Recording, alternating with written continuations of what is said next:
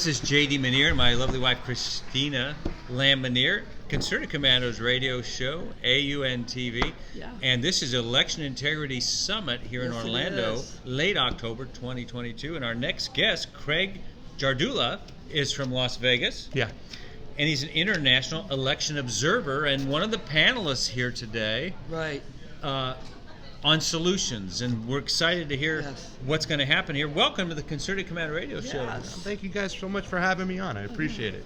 I love that he's an observer. I mean, that's your, I don't know, that's your function, your title, or your passion, or maybe all three. It is all three. I thought so. It definitely is. I mean, 2016 with the Bernie Sanders lawsuit, okay, when they yeah, had supporters of Bernie Sanders, Yeah. not Bernie Sanders, Okay. sue the DNC about irregularities and not holding to their charter. And the Democratic lawyer, Bruce Spiva, at the time said, technically we can go into the back room full of cigar smoke and pick whoever we want. Yeah, I believe So that. I was radicalized on elections then. I said I had to figure out everything about elections, understand what's going on, and here we are today.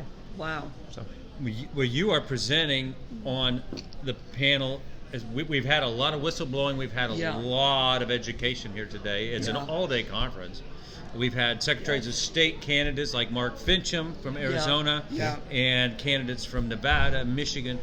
But now, at the back end of this conference, we're going right. to get solutions. And so it's such a privilege to have you on. Yeah. Let's Thank talk you. about some potential solutions to make America's voting the entire infrastructure, the entire systems, to make them the best they can be. That's right.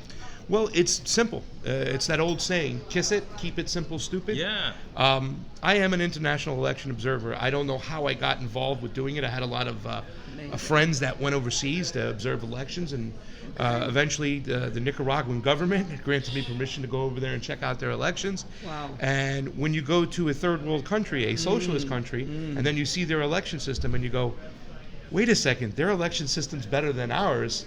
That's really, scary. it's scary. It is that's totally scary. scary. You thought it was more secure and safer? Yes. Secure, safer, quicker, efficient, transparency-wise. Goodness. All the box check off with all the countries I went to, including Nicaragua, where we're told that they don't have fair elections. I know. And meanwhile, what's our election system like over here? It's ridiculous. So, yeah. Wow. That's huge. Yeah. Tell us more. Okay, well, Yeah. I'm going to say this. I just got back from Brazil, and that was an interesting election. I can talk a lot about that, too, as well. Wow. There's a lot of kind of murking of the waters of both the left media and the Yeah. right media kind of saying what's what. But all these elections I went to, whether it be Nicaragua, Honduras, Peru, Colombia, Brazil, it's one day of voting. It's a national holiday on a Sunday. Wow. You must show up at your designated polling place with ID. And this is in a third world country, once again, with ID. It takes about 5 minutes to vote. I always say, this word that the Democratic establishment is throwing out Yeah. there. We need accessibility. We need Right. accessibility. Right. We But don't yet have it takes time. hours to vote. Yeah. I always say efficiency is tied to accessibility. The average time to vote in these countries, 5-6 minutes. You're in and out. Very Public counting that day with Goodness. mass participation from the citizens. So everything is in front of them with multiple parties inside the room, at the tables, all the checks and balances. Everything we need is in these elections in these countries over there. So I always say it's the biggest scam. It's not the oldest scam. The oldest scam is keeping us divided. The Sure. biggest scam is the fact that we can't have free, fair, transparent elections in one day with results. We can do it. It's easy. There are simple solutions to do it. It's just got to be, we have to have the will to fight and get it. That's it. Hey, you brought up this idea. They know the results that day, That and night. it's a one-day event. One day event. On a national holiday. And the participatory rate is huge. Close to 70% in most of these countries. Is Yeah. that something? Yeah. And paper ballots? Paper ballot. Well, aside from Brazil, which Brazil is kind of interesting because I gave Brazil a B- grade. Because it's a DRE system, which is a direct recorded electronical device. Okay. So they have to go up and they touch a screen. There's no paper they put in. They don't get a receipt. So they have to have some form of faith that the results are going to come back. But Recording, it's yeah. an open source system. It's Yeah. not like proprietary software, which we have in our thing. Yes. It's That's what open goes on. source. Yeah. The parties have a right to inspect it. They have a right to inspect the machines. They get full access to look under the hood. It's not a black box system. But all the other countries, and Nicaragua, Honduras, hand-marked paper ballots. Each table, they're called messes, will get a certain amount of ballots, usually around 400. And then they'll have a certain amount of voters, and those numbers got to match. If there's 130 voters, there's got to be 270 ballots left over, and it's done in the public eye so they can see it, and then they count them in front of everybody, and everybody gets to witness. I got to tell you, JD, I cried when I saw this. Yes. I was like, I want this at home. Like, why can't in Honduras when they were doing the hand count? I cried. I'm like, why don't we have this? We're America. We're supposed to be the beacon of democracy, but our system, which picks our leaders, is so flawed. It's incredible. Wow, and that's a third world country. Yeah. I mean, that's blowing everybody's mind. America needs to really wake up to that. Yeah. They really do. Well, we've said it a few times in these interviews today. You and I are seniors. Yeah. We were living when Truman won. We were Eisenhower, Kennedy, all these elections. There was not very electronic in the 50s and 60s, but we had national elections and we knew the results that night. Yeah. Now, this week, the Secretary of State of Pennsylvania says, it's going to take time. So how could you have all of these electronic devices and yet it takes more time? Yeah. If you go back to analog systems, they get done. Now, speak more about that. Yeah. Well, I would say that a lot of these systems that are in place, because they want the status quo. They want their officials to be selected, not elected. Yeah. Sure, So the more they muddy the waters, the more they Sure. clout the system, the more they can get away with. And they use all these things. They lean on a lot of the citizens, like, we have to have extensive days of voting because we want more participation, so everybody can vote. Sure. Well, if you just had one day of voting and it was efficient, you would be able to obtain that. Amazing. They do this so that they can have more mechanisms in which they can cheat. And this, like I said, election integrity is a nonpartisan issue, but election fraud, not voter fraud, election fraud is a bipartisan thing because they're working together to make sure that within their territories they maintain their powers. It's like a cartel agreement between the Democratic Party and the Republican Party. So that's why they have all these things in play, so that they can make sure that they can maintain their control. It's wow. Yeah. Wow. There's major cities like Indianapolis that have actually held in the last 20 years Super Bowls, and we've had our team win the Super Bowl. But you know what? When we won the Super Bowl, 90% of the people in Indianapolis were watching that game, or they were there in person. That's right. And it was advertised when it was going to be in that January. Yeah. And everyone turned out. Well, you got to turn out to buy liquor. You've got to show your ID to get passports. You've got to show your ID to little kids have to show IDs even to play Pop Warner football. Yeah. But now they don't want to do that. And speak to this issue because it's just obfuscation. I got to talk about Nicaragua again, right? So Nicaragua, they spread everybody around throughout the whole country because they wanted to show that they had a fair election system. There was a reason why my company, the Combo Couch, was there, because we were sold as election scrutinizers, and they were like, good, bring them over here. Okay. But the thing that the one guy said, one of my, what do you call the guy who's going to show you around? He kept saying to me, one of my tour guides, he was like, you really can vote without ID in America in certain places? I'm like, yeah. Goodness. He's like, you can really vote without ID? And he goes, why? And I told him, I said, well, some people say that, in the establishment that it's hard to get an ID. So he looked at me and says, well, why don't you guys just make it simpler to get an ID? And this is in Nicaragua, where you're driving on dirt roads, you know what I'm saying? But everybody has an ID. They make it easier to get an ID. And that's something they wrote into the new Atlanta law, was they're going to make it easier for you to get an ID. They know, they understand. It's so crazy because the grassroots in these countries, they're more about presenting more ID. They're even using some biometric machines in Honduras, which the grassroots put it on, because they understand the powers that be can fix an election if you don't have proper identification. Right. They can create more votes and they can hold on to their power. If you get one person, one vote, the people will win. Yes. And that's why they do those things they do in Nicaragua. So I bet you don't have a lot of dead people voting. No. See, that was the thing. That's the big thing. In 2017, in Honduras, when the people lost the election, and this is unfortunately one of the worst things that Donald Trump did. He allowed Bolton and Elliot Abramson to convince him to back that election, when even the OAS, which is NGO, CIA light, if you want to call them, was they were even saying these elections was messed up, and the party that got screwed was showing all these dead people and people who moved voted.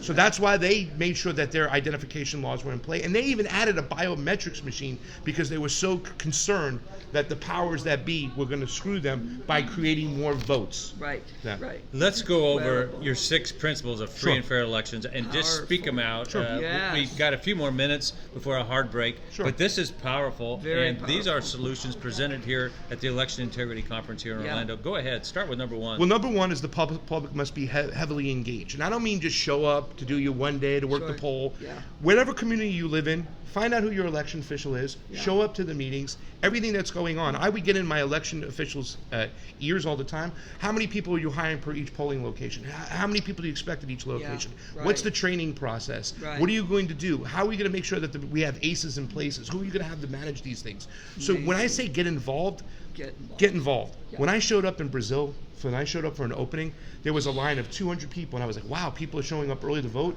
No, those were the workers that were in each room, 4 to 5 people in each room. Look at this. So therefore, they have a mass amount of people. And here's the thing. I say the public must be heavily engaged. A lot of cities like LA, they hire these contracted companies that come do the work.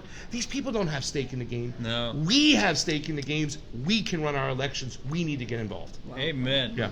Number 2, have a strict chain of custody. Talk about that. That's the most important thing. I'm hearing a lot about Every election must have the security of a chain of custody. The chain of custody is designed of the movement and tracking of materials, whether it be elections or business stuff that's in the public's eye at all time. Right. So we must have a chain of custody. So when you hear like some certain movies like 2,000 Mules, which I kind of mentioned, and they say, let's get cameras on drop boxes. I'm like, no, let's get rid of drop boxes, because even if you do have cameras on drop boxes, there's no chain of custody. You don't know who's coming with the ballot. You don't know where it's coming from. Right. A chain of custody from the time the vote is cast to it's counted must be in play. It needs to be in front of us. And we eliminate this by having in-person voting that's efficient, and it starts right when they get their ballot right here.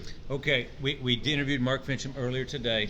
Right. In Arizona, there were hundreds of thousands of chain of custody violations. Yes. Yes.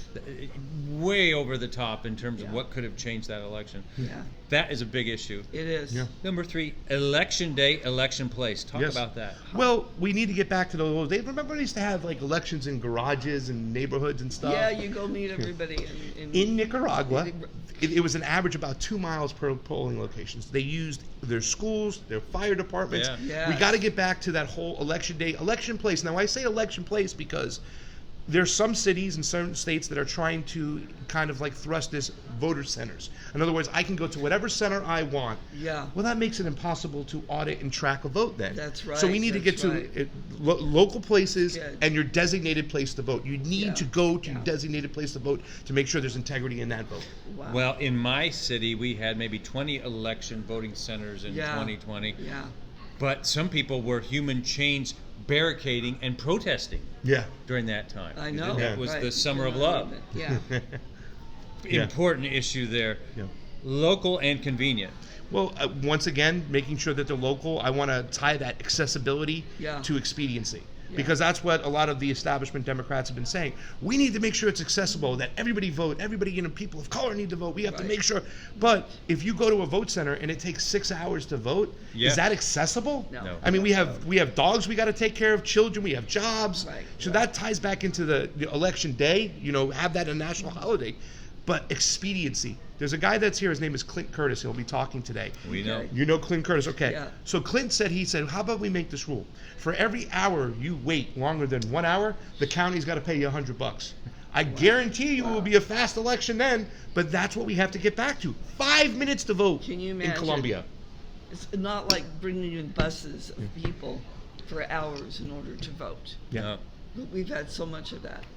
Number 5, count it where it's cast. So important. What an yeah. idea. So at important. the local level. Yes. Again, local. Well, but they're counting in foreign countries, and we're watching that come on with the Edison system on these national elections. It's unbelievable. Even like in places like LA, the process is, and this is what we saw in Wisconsin, this is what we saw in Michigan. Remember, they just showed up with all these ballots, or they showed up with a card and stuff. In all these places, every single place I went to in the global south, whether it be Colombia, Brazil, Where the ballot is cast, that's where it's counted. Because once you get it out of the building, you now break the chain of custody. There it is. Tim Canova, who you guys just spoke Yes. to, in Florida in 2018, we saw all these people showing up and just unloading boxes of ballots on Boxes trucks. and boxes, Well, what's to stop that truck from pulling into a garage and another truck comes out with a bunch of other different ballots? That's right. It breaks the chain of custody. This is one of the most important It things. is. Wherever that vote is cast, that's where it needs to be counted, because that's the chain of custody, and that's how you ensure integrity. Wow. Last one. No more proprietary software. Yeah. What's this idea of proprietary software? These are public elections. Yeah, Talk about publicly that. funded too, right? Absolutely. Publicly funded elections that we pay for, that we Right. can't look under the hood. we In other can't words, check out. 99% of the tabulation comes from 3 companies. Dominion, which you guys Yeah. heard a lot about for the last couple of years. Before that, ES&S, which is ES&S. another company, and then HART, which is the Smartmatic program. 99% of the tabulations come from these companies. Well, guess what? They own all the software. Yeah. We're not allowed to look at the hood. That's Whatever right. they tell right. us they counted, That's we right. have to take it on their face value. Well, I don't want that. You know what I'm saying? In Brazil, the machines that they use are open source. People can get the code, the parties can audit it, they can look into the machines. So it's more of an open source system. And that's what open source means, is that we can look at the source code. So if there's any funny business, we got it. I personally would like to see a hand count in public and then a computer count to make sure the tabulation machine that's open source, to make sure it checks the people who are counting. Therefore, there's no discrepancies.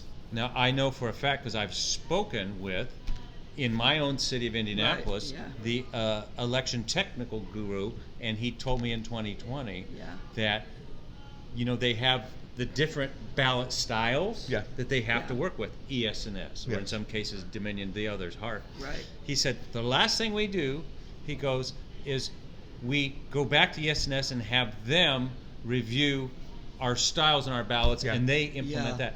Right.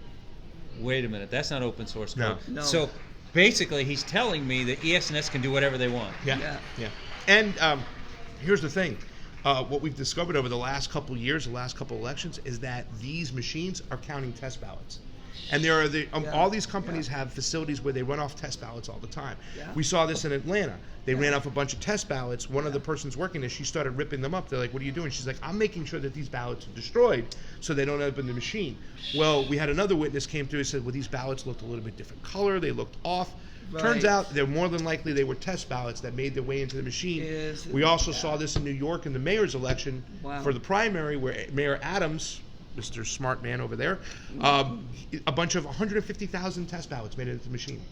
So these are the problems we're dealing with, and it's all proprietary because these companies are calling the shots, even though we're paying for it with our public dollar. There you go. No, come against a hard break, Craig. Yeah. How can our viewers goodness. learn more about Yes. you and election integrity and the company you work with? Well, thank you so much for having me on. My name of my show is called The Combo Couch. It's one of my combo, short for conversation. Couch, traditional leftist or liberals or whatever you want to call us. But when it comes to election integrity, like we said, this is nonpartisan. This is about us. It is. And what really stinks is that a lot of the people who've kind of disowned us because we are making this stance and trying to get fair elections, it affects their elections and their candidates more than anything. The grassroots is getting screwed. So please go to The Convo Couch, The Convo Couch. We're on Rockfin, on Rumble.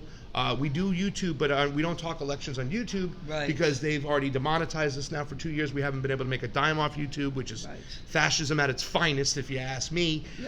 Big tech is just running wild. But we'll talk about it on Rockfin, and we'll get as many guests. And we're going to be going to Cuba and Argentina next year. And I think some people are going to get really mad in Florida when they find out that Cuba has a better system than them. Wow. They'll get really mad. But if that's what it's going to take, shock therapy, to realize what's going on, then maybe we can work to get this together. Well, thank you for illuminating us and our Consider Commander radio show, AUN TV viewers, on what really is happening even around the world when it comes to election integrity. God bless. Thank you so much. Appreciate it, JD. And there's solutions. The solutions are very easy. We can do this. We can have this fixed tomorrow. It's that simple. All right. Thank you.